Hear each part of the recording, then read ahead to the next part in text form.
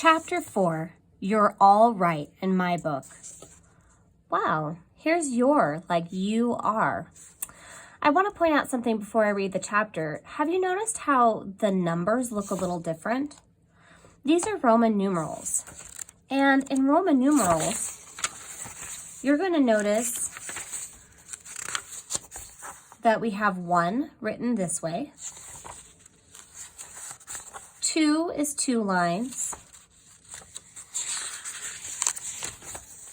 3 is 3 lines, and 4 is a line and a V. And we'll see how it looks for 5. You're all right in my book. It was getting late now, and Kenny's mom was pacing on the front porch, awaiting her son's return. Kenny's father was untroubled by the lateness and reminded her that they should trust their son's judgment on matters concerning nature and fairy tales. And as Kenny coasted in out of the darkness and into the yellowy porch light, he knew it was going to take some work to convince his folks to go up and meet Graham.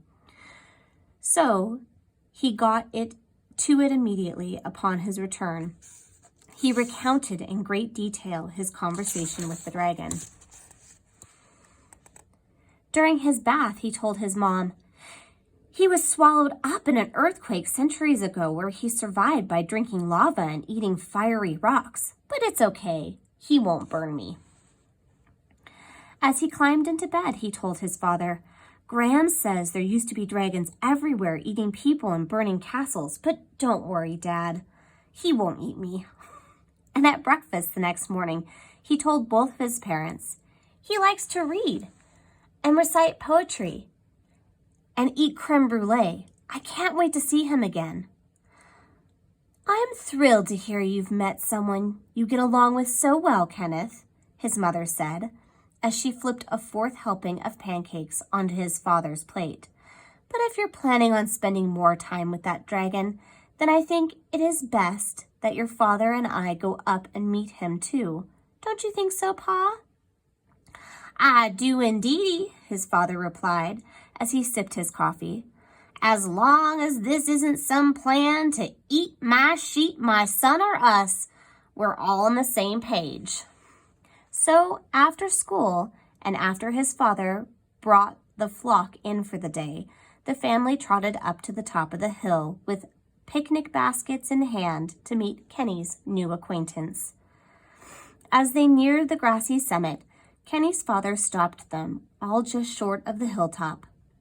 He leaned on his walking stick and sized Graham up while slowly chewing on a stalk of grass. The large, blue-scaled creature was arranging the boulders at his cave entrance. He'd stepped back and study them and adjust one here and another there, then step back and look at them again. Finally, he noticed Kenny and his family watching him. Ah, ho there, Graham said with a toothy grin. I was tidying the place up for your visit. Kenny's father put his paw on his son's shoulders and spoke first.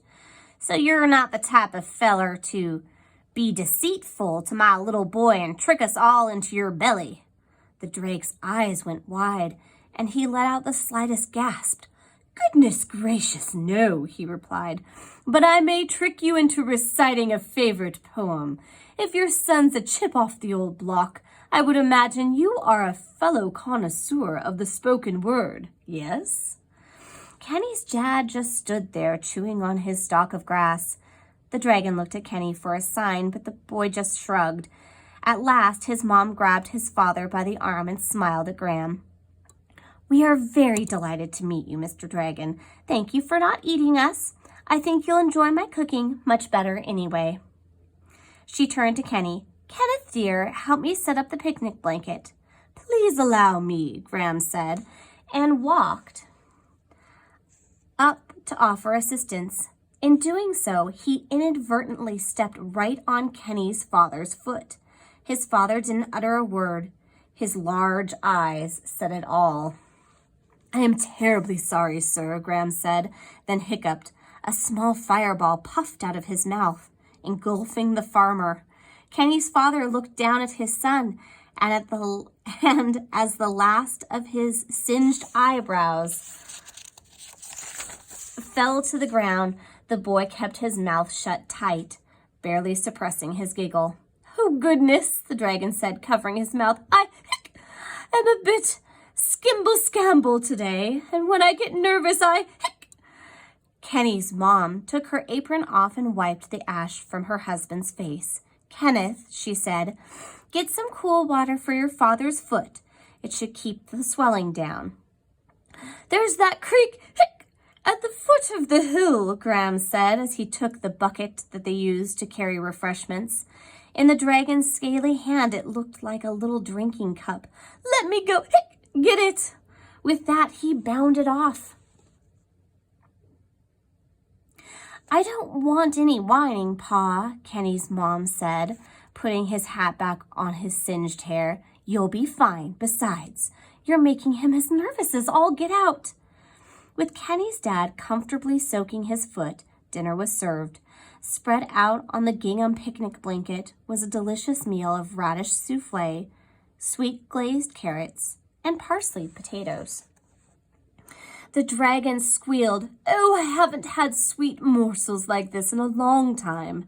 Then he grabbed the entire bowl of carrots and tipped them over in his open maw. "Hey, mister!" Kenny's mom thumped Graham with a wooden ladle. "Mind your manners." "My apologies," he replied gently, placing the bowl back down on the blanket. "It's just that this spread is so spectacular," and the mouth-watering aroma took complete control of me. The dragon winced with embarrassment. Kenny chortled. As they enjoyed their supper, Graham told Kenny's mom the stories he'd heard of the grand meals that royal chefs cooked each day for the king. He even gave her a few recipes. The creme brulee, torched expertly by Graham using his left nostril, was delicious. Kenny's dad smoked his after-dinner pipe while Graham recited several of his favorite poems above the twitter of chirping crickets. As Kenny watched the lights flicker on in the town below, he thought it was one of the very best dinners ever. "Well, Mr. Graham," Kenny's mom said, "we must be getting back. I have a kitchen to clean and a boy to get to bed. After all, this is a school night." "Understandably, milady. Thank you all so much for coming up and visiting," said Graham. "It was a magnificent meal." He turned to Kenny's dad. "I apologize for the foot. I trust it will be okay?" "It'll be just dandy, dragon." He paused for a moment, stroking his whiskers. "You know, being that this here hill is on our property, you can stay up here as long as you'd like." He knelt down and gathered their dinnerware. "Just watch yourself. Folks may not take a liking to a dragon living in these parts." "Mum's the word." So long, Graham," Kenny said as he shook hands, while Claw with him. "See you tomorrow?" Both the dragon and the young rabbit looked over at Kenny's parents. "Oh, of course," his mom said. "But Pa's right. Be careful." We're going to stop here.